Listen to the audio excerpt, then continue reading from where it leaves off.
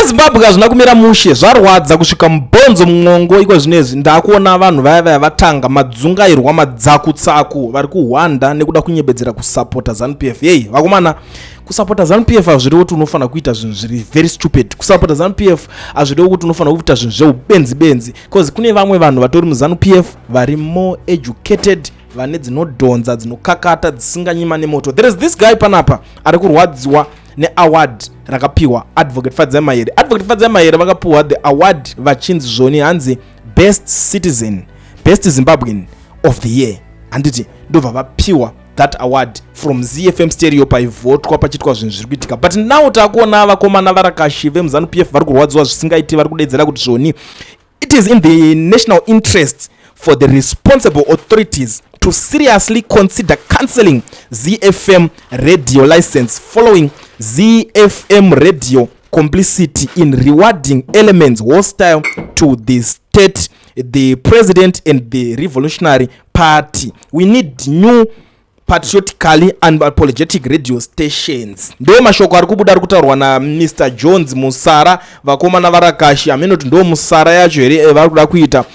Inini zvangu honestly I don't have any problem pane zvakaitwa cause vanhu vakavota, vakajaidzwa, vakajaira kujaira kuti pese panonzi paitwa something like in election panenge pane chigumba kwokupedzisira kwacho ukuti anova pamaresults avanoda kunzwa ivo. But pazonzwa zvinhu zvokuti zviri kuvhotwa nemaZimbabwean pakanzi best Zimbabwean of the year pavhoterwa Fadzai Mahere, vakurwadziwa, vakutanga kuda kublema referee kuti why iyo team iriyo yagoesa, why Mahere ari yapinda, why muchipromota munhu akabva kuparliament akadai.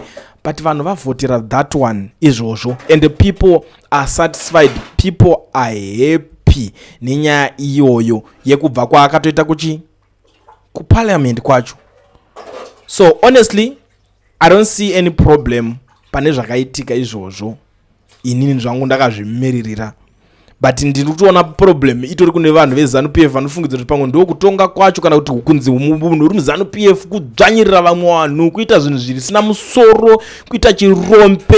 Marombe iwaya vanofanira kutorerwa kana makadhi aya kunzi iwe you don't have to participate anyway uchihwanda nezita reparty. That is kana vakuru vacho vari serious ndazvo, because imagine kuti uchitaura nevanhu vakaita kana sana Mutsvangwa vari more concerned nezvinhu zvekuti ari kubrainwasha vanhu achitaura nonsense dzake handiti. But you see kuti these guys they are in politics, they are doing politics, nothing else but politics. But kozoita vamwe vanhu vanokuzviti amene ndo varakashi, kutsvaga chikafu here, kutsvaga nzara, kuda kutsvaga dzvene, kunzi they are protecting what. That's bullshit. We don't tolerate such nonsense. Tinosvika kupi senyika tichiita vanhu vane hunhu hwakadhakwa kudaro, vanodedzera kuti uyo ngatodzingwa basa radio station iyo ngaivharwe. Do you know kuti muZiFm munoshanda vanhu vangani vari employed under that ngirikini? But pfungwa yekungoti hanzi variwadha munhu we opposition makutoti hanzi radio station iyo ngaivharwe. Toti tine vanhu vari kufunga vane pfungwa dzinoshanda, toti munhu akadaro anotrustwa kunzi aite leader. Imagine wonzi uri leader pakadaro, wonzi wanzi waita president, vanhu vesasa vangazapera kuuraiwa. Imagine kuti une that pfungwa yekungoti paitwa zvaka vanhu vanosara vari pai because ritori basa ronongo watovhara. Do you know how many people are employed under ZiFm Sterio? You don't even care. Chamune basa nacho kungoti mungonzi muri kungoda kungo-opposa chinhu to the extent yekuningina. I like vanhu vane pfungwa dzechisharp dzinonikina like inini ndokana nchiita madebates navanhu vakawanda vari even kana kuZanuPF nchiwazoti but you know party yenyu inobhaiza pakati ivo vachitaura kuti newo futi wo uri kubhaizawo pakati tichitoenda kumbereka zvinhu zvichifamba.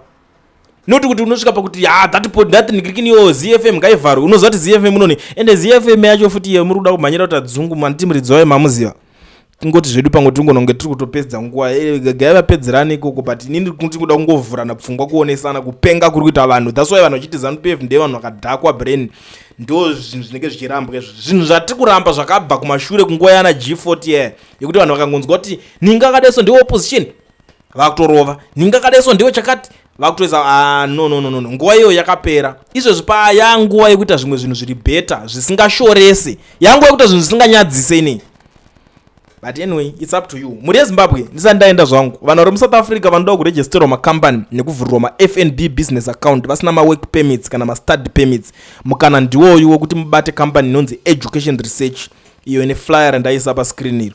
Torai nhamba dzacho mubatsirikane. As long as une passport iri valid zvinotoita vanokubatsira. No work permit, no problem. Education Research is the solution. Ndo yega company iri reliable and affordable. So contact them on the numbers that are showing on the screen.